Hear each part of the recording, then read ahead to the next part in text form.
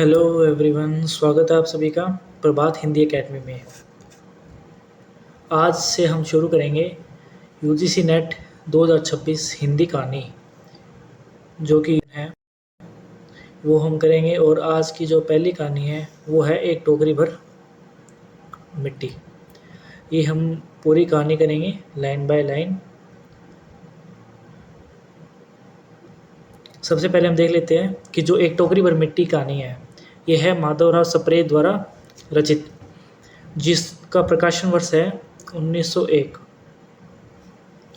छत्तीसगढ़ मित्र पत्रिका में प्रकाशित हुई। ये एक छोटी काफ़ी छोटी कहानी है, लगभग सवा पेज की कहानी है, सवा डेढ़ पेज की कहानी है और कर्तव्य श्रेष्ठ कहानी है। यह कहानी आज के यथार्थ से जुड़ी है। यह कहानी वर्ग भेद पर आधारित है। इसमें एक गरीब के शोषण का चित्रण है।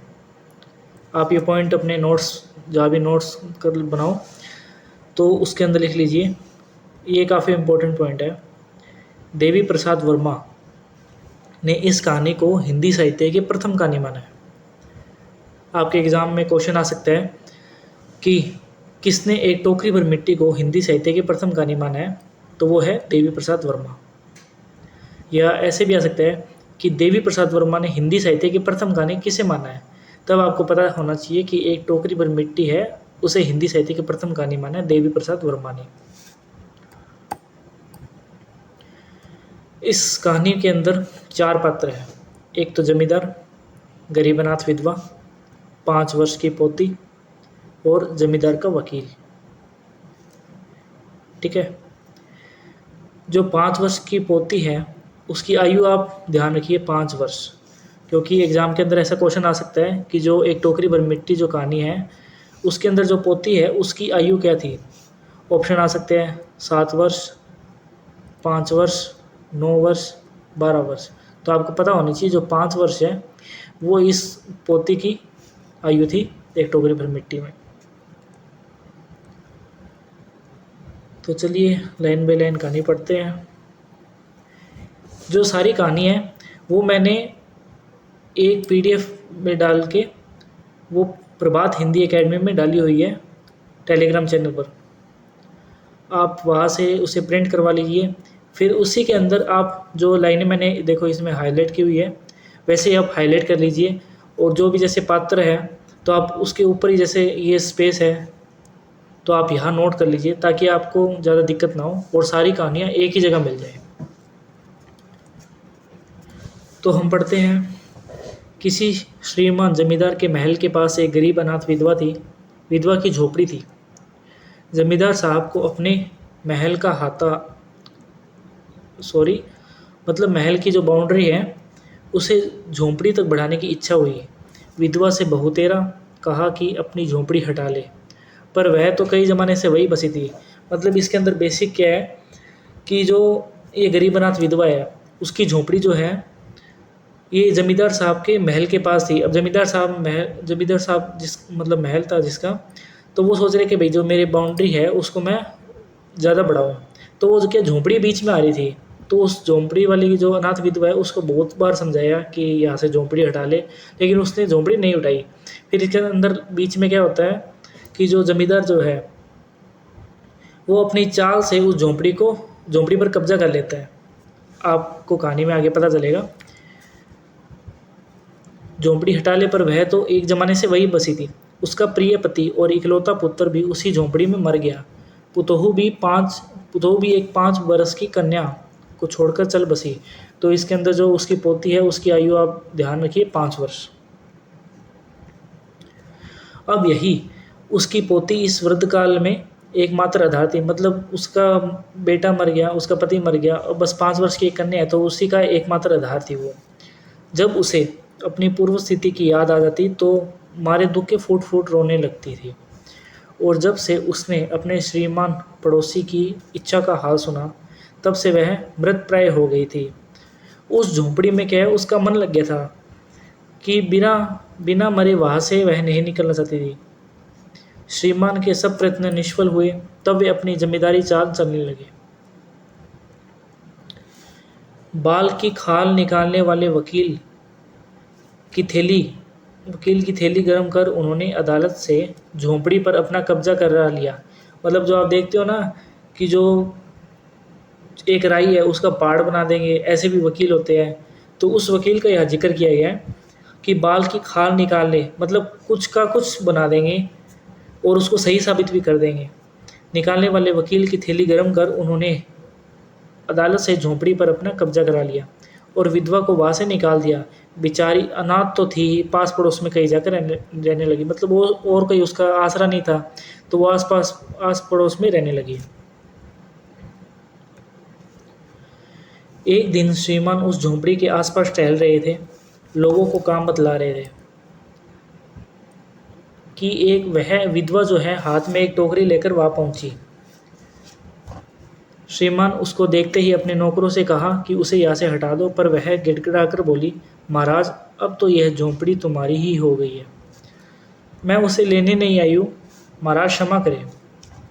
तो एक विनती है। जमींदार साहब के सिर हिलाने पर उसने कहा, मतलब अब जो विधवा जो है वृद्ध, वो बोलती है, जब से ये झोंपड़ी टूटी है तब से मेरी पोती ने खाना पीना छोड़ दिया है। आपके ये क्वेश्चन आ सकता है कि जो एक टोकरी भर मिट्टी है उसकी पोती ने क्या करना छोड़ दिया था जब उसकी झोंपड़ी चली गई। मैंने बहुत कुछ समझाया पर वह एक नहीं मानती, यही कहा करती है कि अपने घर चल, वही रोटी खाऊंगी। अब मैंने यह सोचा है कि इस झोंपड़ी में से एक टोकरी भर मिट्टी लेकर उसी का चूल्हा बनाकर रोटी पकाऊंगी, कि भाई जो भी एक टोकरी मिट्टी लेके उसका चूल्हा बना के उसकी रोटी खिलाऊंगी तो उसको शायद याद आना बंद हो जाए और वो खाना खाना शुरू कर दे। इससे भरोसा है कि वह रोटी खाने लगेगी। महाराज कृपा करके आज्ञा दीजिए तो इस टोकरी में मिट्टी ले आऊं। श्रीमान ने आज्ञा दे दी।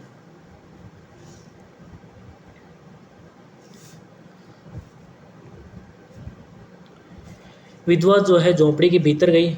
वहां जाते ही उसे पुरानी बातों का स्मरण हुआ और उसकी आंखों से आंसू की धारा बहने लगी। कि वही जैसे ही विधवा उसके अंदर गई तो उसके बेटे की, उसके पति की याद आई और उसके आंखों से आंसू की धारा बहने लगी। अपने आंतरिक दुख को किसी तरह संभाल कर उसने उसने अपनी टोकरी मिट्टी से भर ली और हाथ से उठाकर बाहर ले आई। फिर हाथ जोड़कर श्रीमान से प्रार्थना करने लगी, महाराज कृपा करके इस टोकरी को जरा हाथ लगाइए जिससे कि मैं उसे अपने सिर पर धर लूँ। जमींदार साहब पहले तो बहुत नाराज़ हुए, वह बार बार हाथ जोड़ने लगी और पैरों में गिरने लगी। तो क्या जो जमींदार है, जमींदार के पास आके बोली कि भाई ये ज़रा भारी है तो आप थोड़ा सा हाथ लगा दीजिए। जमींदार पहले तो बहुत गुस्सा आया, फिर उसके मन में कुछ दया आ गई। किसी नौकर से न कहकर आप ही स्वयं टोकरी उठाने आगे बढ़े।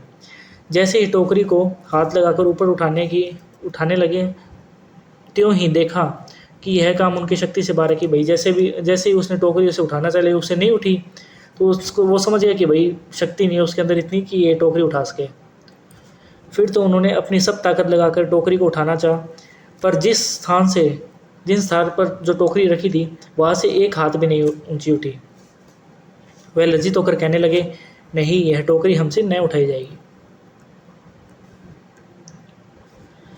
यह सुनकर विधवा ने कहा, महाराज नाराज न हो तो आपसे एक टोकरी भर मिट्टी नहीं उठाई जाती, और इस झोंपड़ी में तो हजारों टोकरियां मिट्टी है, उसका भार आप जन्म भर कैसे उठा सकेंगे।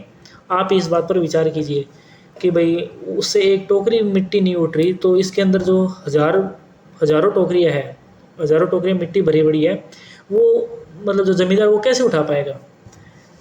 जमींदार साहब धनमत से गर्वित हो अपना कर्तव्य भूल गए थे, पर विधवा के उपरोक्त वचन सुनते ही उसकी आंखें खुल गई। कृतक्रम का पश्चाताप कर उन्होंने विधवा से क्षमा मांगी और उसकी झोंपड़ी वापस दे दी। तो ये वो हमारी कहानी समाप्त। भाई इसके अंदर क्या है कि जैसे मतलब जो विधवा थी उस महल के पास थी और उस जमींदार है वो उस झोंपड़ी को अपने कब्जे में लेना चाहता था। ठीक है, तो विधवा ने काफ़ी बार, मतलब जमींदार ने क्या किया, काफ़ी बार उसको समझाया लेकिन वह नहीं मानी। फिर उसने क्या, वकील को हायर किया। वकील को हायर करके वो झोंपड़ी अपने कब्जे में ले ली। फिर विधवा चली गई। फिर जो पोती है उसकी जो 5 वर्ष की जो पोती है उसने खाना पीना छोड़ दिया। फिर जो उसकी दादी है विधवा नाथ वो इस झोंपड़ी में गई और एक टोकरी भर मिट्टी लाने के लिए कहा उसके जमींदार से, ताकि वह उस मिट्टी से एक चूल्हा बनाकर अपनी पोती को खाना खिलाए, ताकि वह खाना खा ले। तो भाई उससे टोकरी नहीं उठी जमींदार से। तो जमींदार को समझ में आ गया कि भाई एक टोकरी मुझसे नहीं उठ रही, तो इतनी सारी टोकरियों का भार मैं कैसे उठाऊंगा। तो फिर उसने उस विधवा से क्षमा मांगी और वो जो झोंपड़ी थी वो वापस इन दोनों को दे दी।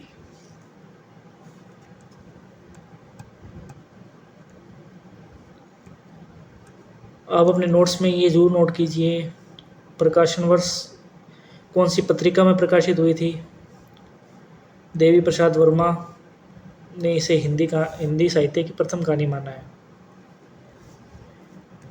एक टोकरी भर मिट्टी के पात्र आप कहानी के जस्ट ऊपर ही जो खाली जगह है उसके अंदर नोट कर लीजिए।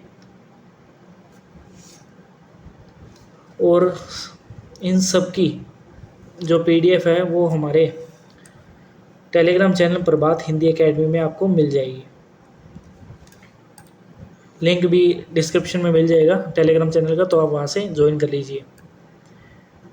मैं क्या करूँगा, जो भी कहानी पढ़ाऊँगा वो पहले से ही हाईलाइट करके रखूँगा, तो आप प्रिंट करवा कर उसे हाईलाइट कर लीजिए साथ साथ में, ताकि आपको पता चल जाए कि हाँ ये लाइन इस इम्पोर्टेंट है। जैसे इसमें ये लाइन इम्पोर्टेंट थी, ये लाइन हाईलाइट की हुई मेरी, ये मेरी पोती ने खाना पीना छोड़ दिया है, ये लाइन हाईलाइट की हुई।